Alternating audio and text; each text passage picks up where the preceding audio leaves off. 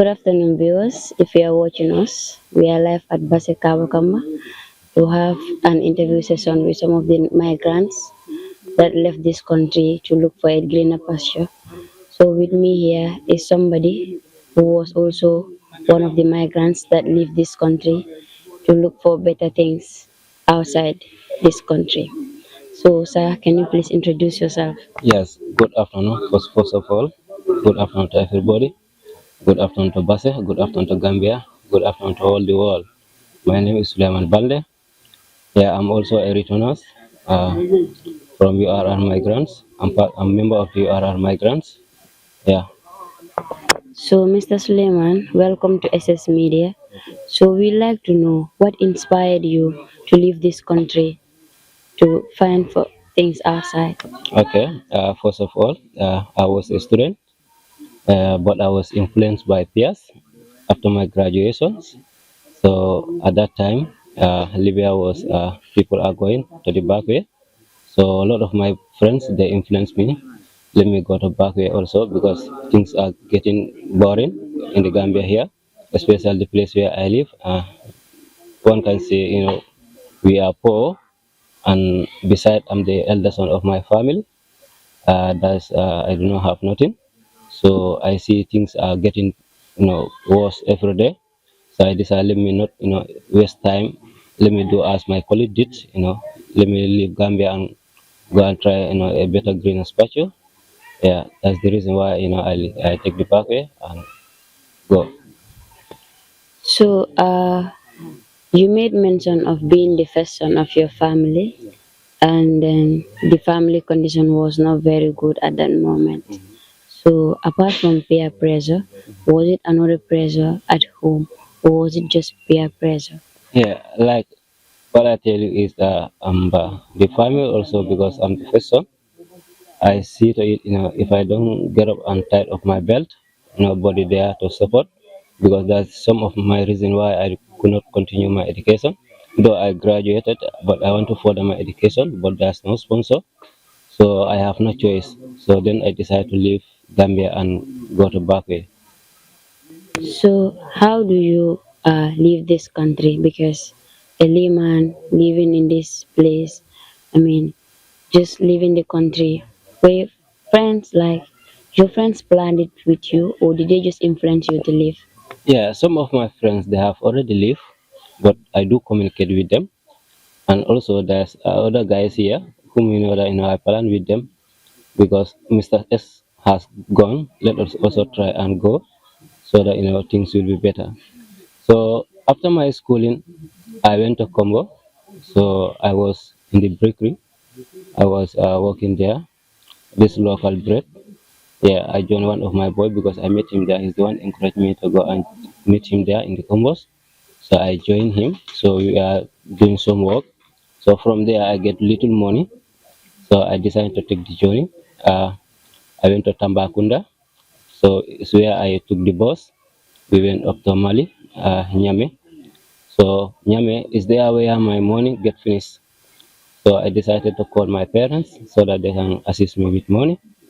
Um, I believe there was nothing inside the home, but they do all kind of possible things to find money for me in order to see me process. So from there, they sent me the money. I went up to Agades. So from there, I pay my money.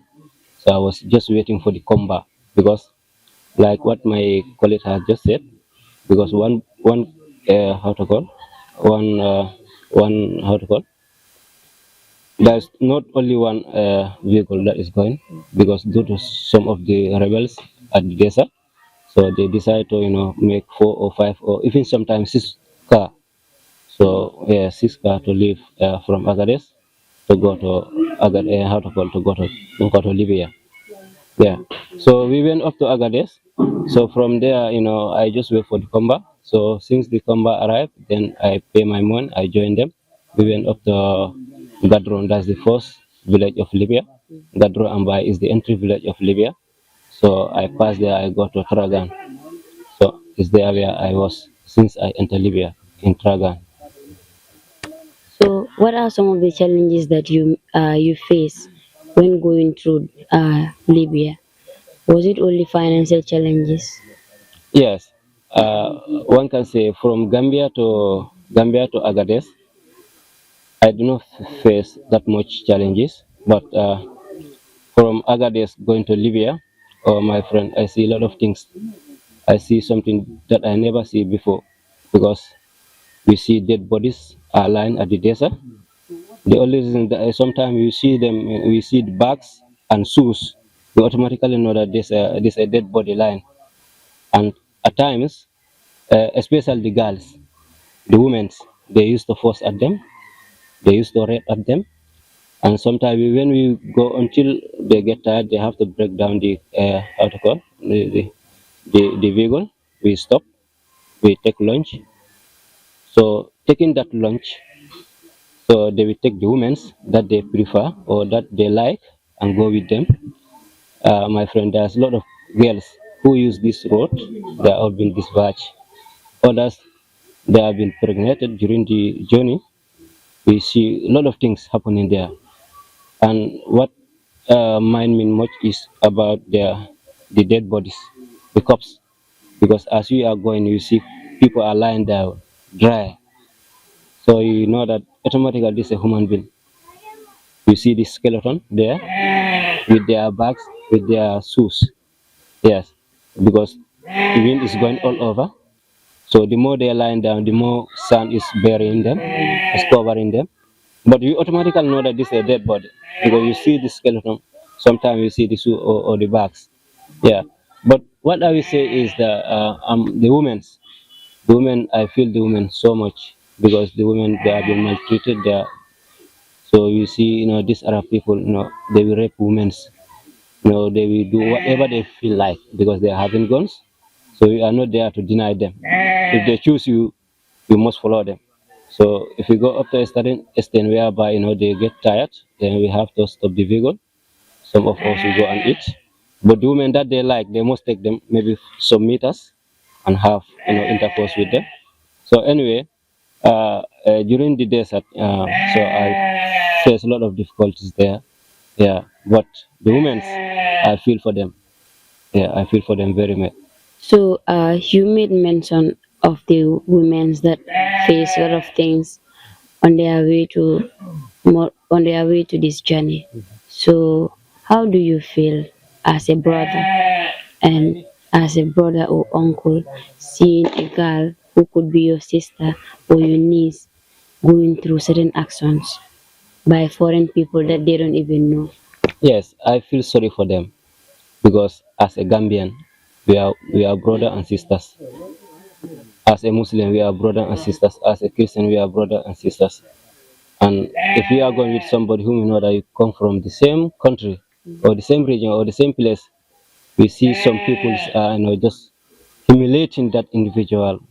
Obviously, that will shock you, and you see them doing all kind of nonsense to your sisters, which you don't have choice because you cannot say nothing to that. Yes, so I feel sorry for them. The women's. This goes to the women's. My advice to the women's is that Gambia is very hard, but sometimes we have to think much. Let us invest into business. Business is very important in the country. There's three things that we can invest into. Nobody can disturb you. Either business, agriculture, or skill. Yeah, if you say skill, that doesn't mean that only the boys or only the men. Even the women, they can invest into the skill. So if you see that, if they invest into the skill or agriculture or business, that could reduce illegal migration. Yeah. Well, you've said something that is very important. As a woman, before you just go to this, you use this way to downgrade yourself. He advised you to venture into business, agriculture, and other skills that will help you, build you, and then put you on the right track without being humiliated on this road. Because it is so disheartening hearing this from you. And I believe those who are watching you right now, they are hearing this from the horse's mouth because you are an eyewitness and you've seen examples. So that would be a better example for anybody or any woman watching you right now. So, How was the journey from Acades or from Libya to your destination? Yes, Were you able to reach? yes, I able to reach because from Agades, so we took that one is a lorry, it's a big lorry. Yes, because sometimes they used to take the pickup, but sometimes they used to take the big lorry. So for us, we take the big lorry from there to Agades. It take us 7 days from Agades to Durgo, from Durgo to how to call Gatrum. You understand? It take us 7 days. So the time that we reach at Gatrum is the first entry of Libya. So from there I went to Tragan. There's another village called Tragan. So I went to that village. I don't know nobody there. So luckily I met with one of my brother. He's from Saribakar around Bansan. So he have been there for a long time, and he was working in garden. He was working on that garden. So he's the one who encouraged me to. He looked a job for me. That's one of his friend. He's having a garden. So he told him that there's a stranger which I have here is my brother. So if possible, I want you to help him so that he can have work. So they took me into that garden. I was there working in that garden over 1 year, some months until I get my fare from there to Sabah to Tripoli. So from there, he's the first guy to leave me there and went to Trablus. And he went to Trablus and pay a boat to go to Italy. So me also, I was working in that garden until I have my money. So I went and meet him in Trablus. So I joined him. Where he pay his money is there. Me also I pay my money so that we can join together the same boat.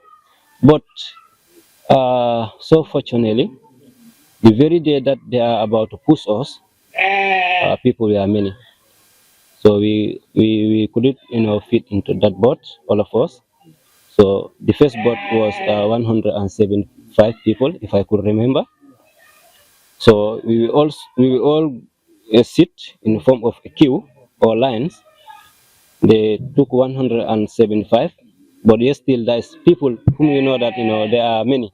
So they decided to provide another boat, small boat for us because we were 115 people only, but the other one is 175 people.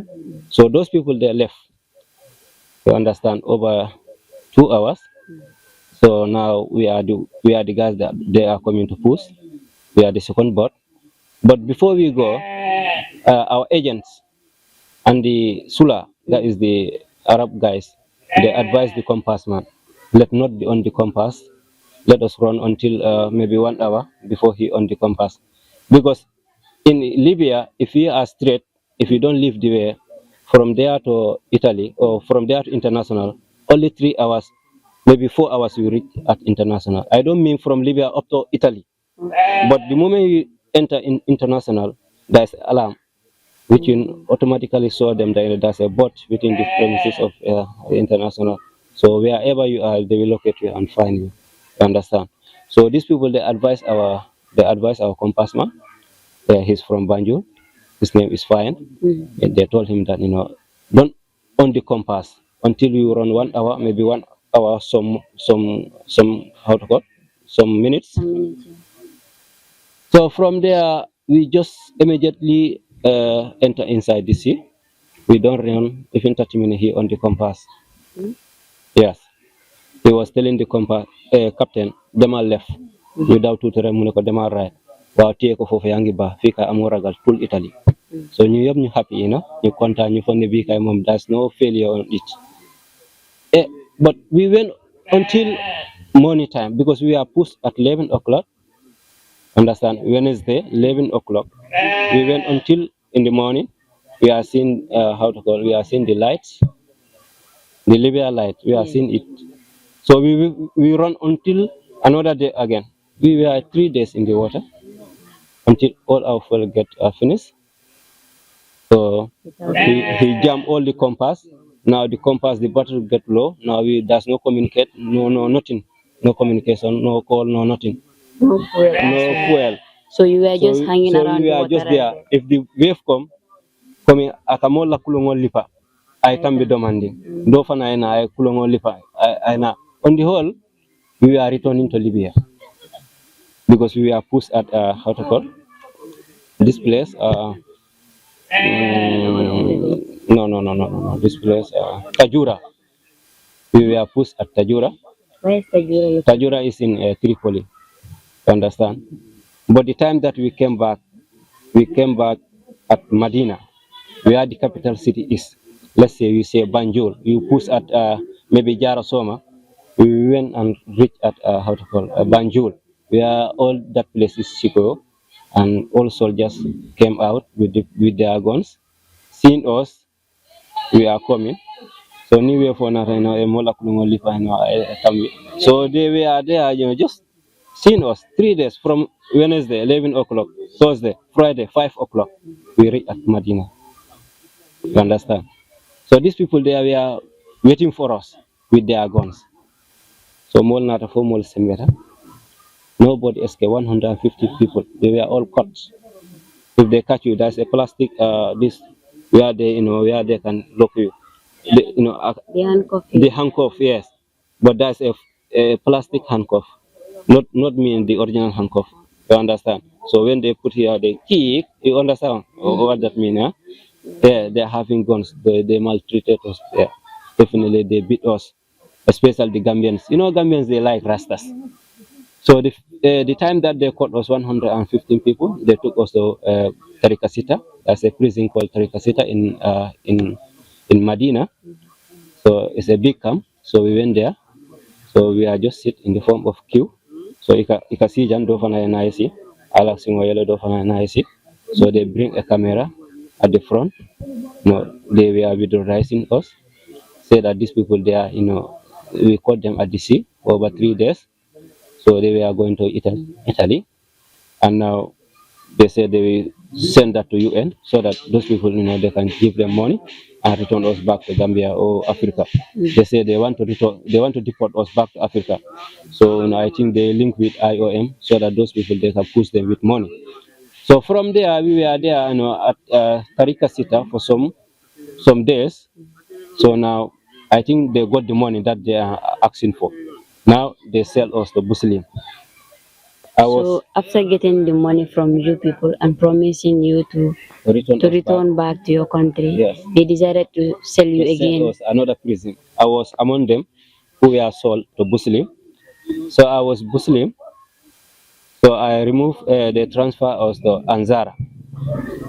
After Anzara also we were there for some months. They transfer us to Tarikasita. After Tarikasita, they transfer us to Jufara. Jufara, that's a school where during that time, during Gaddafi time, there was a school there. But now after this war, now they break the school into small, they make that as a prison. You understand? They make that as a prison. But it's there where I got my opportunity to come out from the prison. Yes, because the food that they used to cook there, it was very nasty. The food is not enjoyable because only macaroni. They put only salt there, and also you cannot eat until you satisfy. Maybe they just put small plates and give it to you, just to feed yourself, Not to die. not to die. So how long have you been in that prison? I was in the prison for 7 years, 12 days, from one prison to another, because Kabir Tarika Sita, Muslim, Anzara, Jufara. You understand? So from there I get access to come back, to come out in that prison. But before coming out in that prison, yeah, I suffer a lot because in the prisons there's a small insect called cranko. So those who went to Backway, they know what I mean. Cranko. It's disturbing a lot of people, because it's always shock the block. Yeah. So especially in night when you sleep, you used to shock your block. Understand? So you used to be in the at the trousers or sometimes at the shirts. So it will be around this area. So it used to hide itself during daytime. But when night time come, my friend, we cannot sleep. You understand? That's it's very dangerous actually. Yeah, very dangerous insects. So apart from the feeding issue and the this thing, what did that organization that paid the money for you to be released? At Libya, I was working on garden. Yes. Because one of my brother who introduced me into that sula and he give me work. Understand? So I speak Arab. I know what to work at the garden. So the time that they took me to Jufara. So there's one man whom is very close friend to the head of that prison. You understand? His name is Nuri. Nuri. He went there to the prison. He said he want a garden worker. So the head of the prison happened to enter there and open the gate and asked us, "Muna yarab sugul masra." He said, "Who knows how to work at the garden?" One boy raised his hand, me also I raised my hand. He said, "Tal, Ajar, Tal." So we came back, he came out. He told that boy, "What and what will you work at the garden?" But that boy, he did not speak how to call Arab. He happened to slap that guy. I was tremble where I am, but I will just make it. I know that, I just make it. I know that this one is my last opportunity. You understand? He asked me, "What and what will you work at the garden?" Sunu sugul masara. Hey, amudir ana yaraf, ana gus gadop, walla bompa, dir zudwal, ya di gana maya, walla tofi, ya. Dema wax be mom sama, miya kuis anta yaraf. Kuis ba yatla. Like ka anta dir hiki walli anta tul harvest. Arafta. Kay ko ha. He said, what are you going to work at the garden? I said, they have bumpers, they have taps, because they have taps whereby, if they open the taps, so the taps have, how to call, you supply water. They have sheep, yeah, they have sheep there, they have camels, they have goats, they have a small flower called gadok. They used to harvest that and give it to the goat. I know all that one. So he tell me that what and what I will you work at garden. So I explained to him. He said, "Quiz me anta yaraf." He said, "Good, then go out. But if you do hiki ka anta dir hiki wali anta tul harvest arafta kay ko ha." He said, "When I go with the man, if I do hiki, come if I do zigzag, he will bring me back to the prison." I say, "Most muskila adim mudir." He said, "Okay, bye, yalla." So from there, I just get out from the prison. My friend, first of all, the time that I get out from that prison, I receive fresh air. Fresh air. The air that I think that I was in another world. Yeah. So I just entered the vehicle, go with the man up to the garden. He told me that had a hammam, had a kusin, had a ganam, he saw me in the garden. He told me that here is your room, here is hammam, that's the toilet, here is kusin, jamu fenkolti, I don't know how did I call it? Wanyo, wanyo. You understand? He introduced me in all the garden. He told me, what I should do at the garden. Here is a sheep, here is a goat, here is camels, and he have oranges. We have a line of oranges whereby every morning I will just open the tap. So if I open the tap, there's a pipe. So that, yes, that will just water the both side, because here is a line of orange, here is a line of orange. So I put the pipe at the middle. He will supply this way, he will supply another way. Understand? So I was there until 1 month. Understand? Because he told me that he's going to pay me 500 dinar if I stay there and work with him. I said, okay. Now we agree onto that. So I worked there until 1 month. One day he came. I told him that Mudir, anta yarafta sunu, sahar kamal taw atina fulus. I told him that the month has ended. Give me my money. I said, "Sunu tibirawa wala suni." I called la Mudir, I'm a fix him to say, "Anagati ama anta dirsuga." Arafta. You told me that where I want to go. I told them, "No, I will not go nowhere. I will stay here and work with you." I said, "Okay, bye, muskala dirsugul. Gudwa ana zip fulus." Bye, okay, no problem. He tell me, "Let me work tomorrow. He will bring my money." So tomorrow come, I did not even ask him, because now he's trying to test me. If I happen to do zigzag, he want to take me into prison and bring another one. So I say, "Let me, no problem. I will show you who I am also." You understand? So I just leave it like that. I'm just working. I don't even pretend as I'm angry or whatever. I just leave him like that. I'm just working. Up to a week. On that day also he came. I say, "Mudir, entire after sugul kamal taw, sar kamal taw, atina fulus, ana tibbi fulus taw." Ba mus muskila bir sugul. Taw an tibbi himsi Turkey, like in ka anta walli give the fulus. Arafta. Okay, no problem. He told me that now just work. I want to go to Turkey. When I come back, I'll give you your money. Okay? I say, no problem. So I don't pretend as if I'm angry or whatever. I just continue working. So he went to Turkey and called his younger brother, Ismaila. He should give me 250 dinar. So one day I was working, Ismaila came there.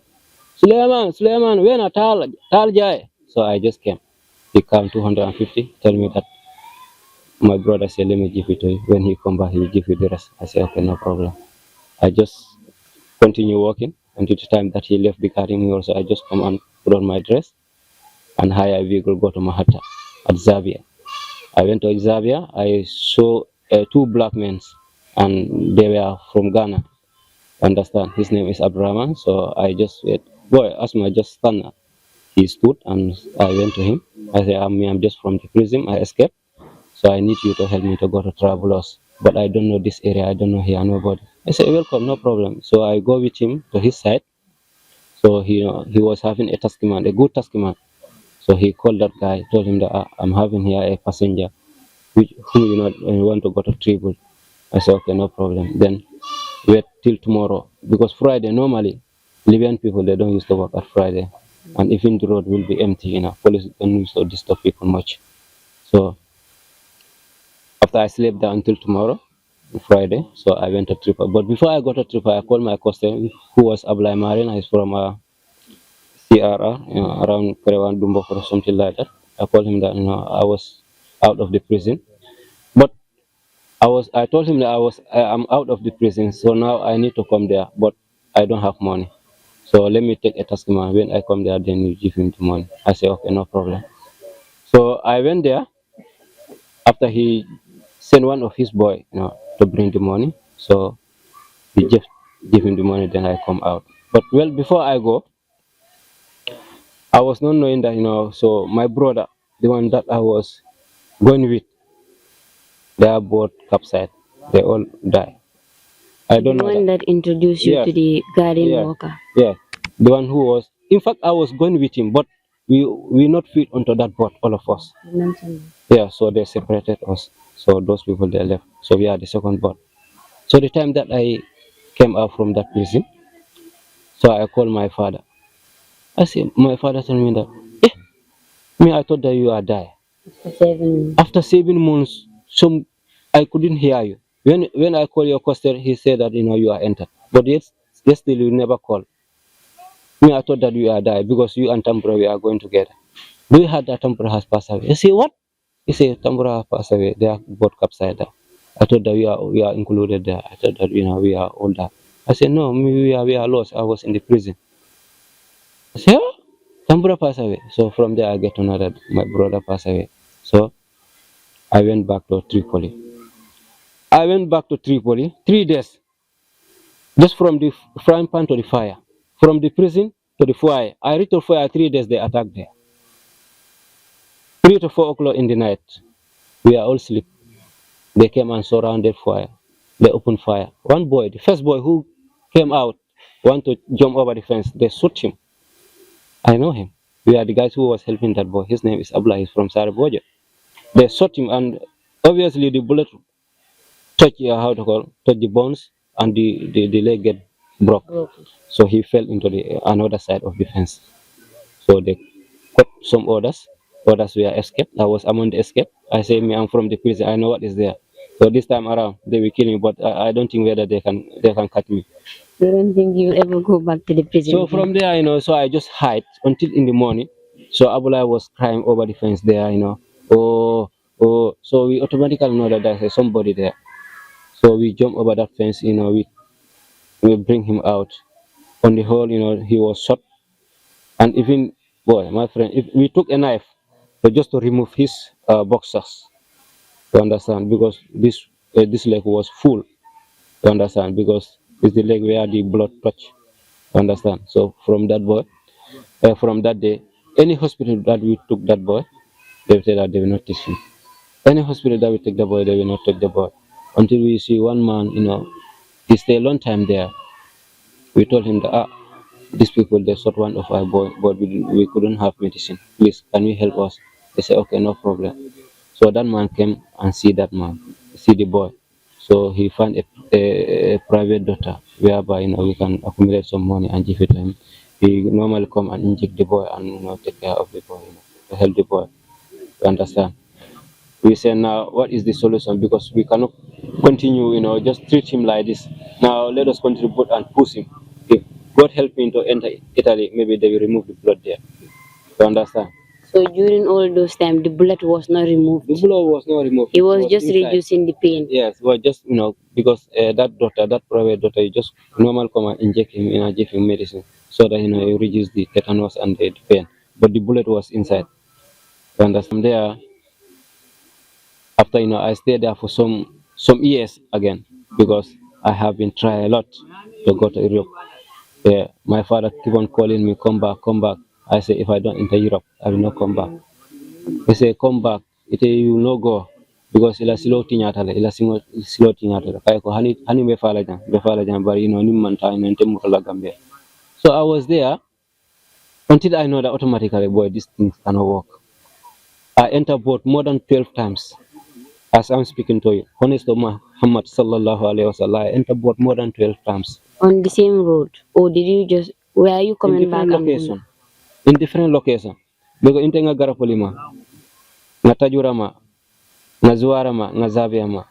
So all those places I couldn't enter. Any boat that I enter, either the boat have breakdown, or we are caught by police, or something else happens.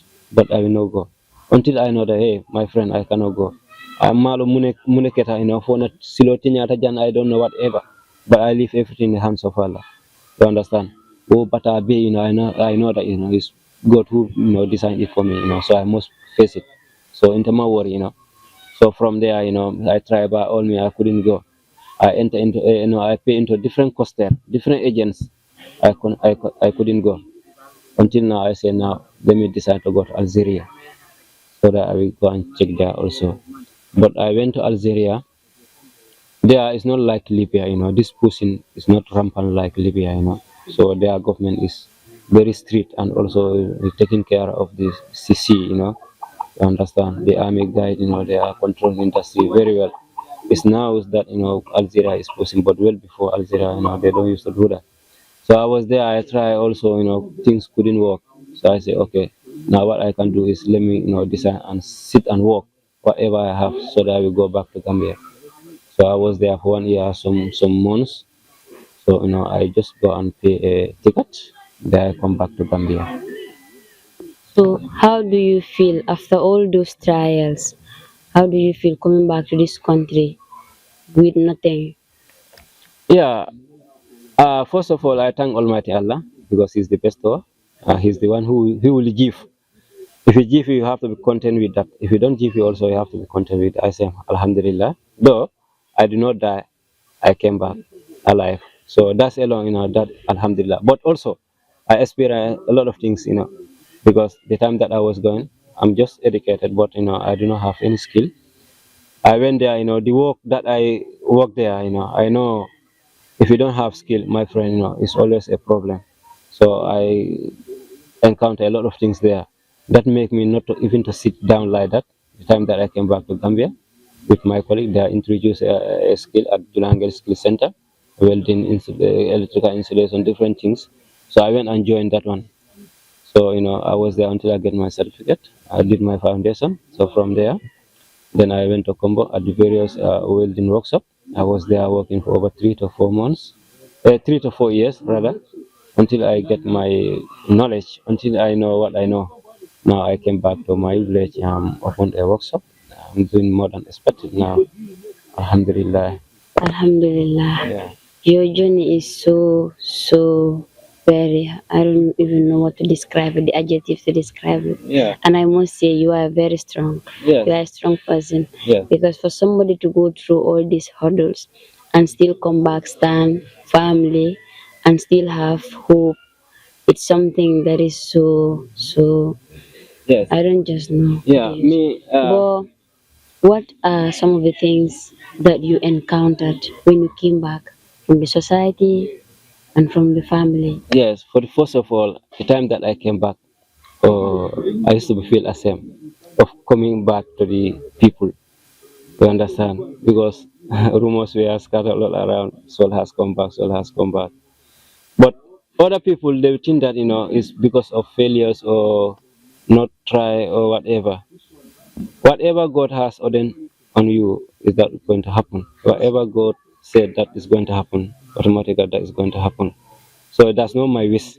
My wish is to go back and to go to Europe and help my family and make a better life. But God do not make it like that. Maybe what He kept for me is more advantage or more important than being there. So I thank God. But the time that I came back, some people they look low upon me. Maybe this guy, he's scared of touching the water. But who feels it knows it. Sure. Me, I know what I felt. I know what I feel. I know what I feel. So that's why I do not care of them. They are just saying, they come to see me. So I heard that you come back. So how was the journey? I was somehow, feeling otherwise. All my, They came to mock you. yes, but I see it, it's ordained by Allah. So let me keep trying. Yeah, because the downfall of a man is not the end of his life. So I keep on pushing until now. Alhamdulillah. Now, Alhamdulillah. Yes. If you come to me, if you want even a korda bunda, I can make for you. Yes. If you make a compound, you take my dial. I can make the doors for you. So we all heard that if you want to make your door, contact Saul. He will help you ASAP. So, what will be your message to the youths, the young ones, both male and women, who are also trying to venture into this journey? Okay. Yeah, my message is loud and clear. Young people in the Gambia, let us invest into agriculture. Let us invest into skill, and let us invest into how to call business. You understand? You see this back way, God make us, but we are not the same luck.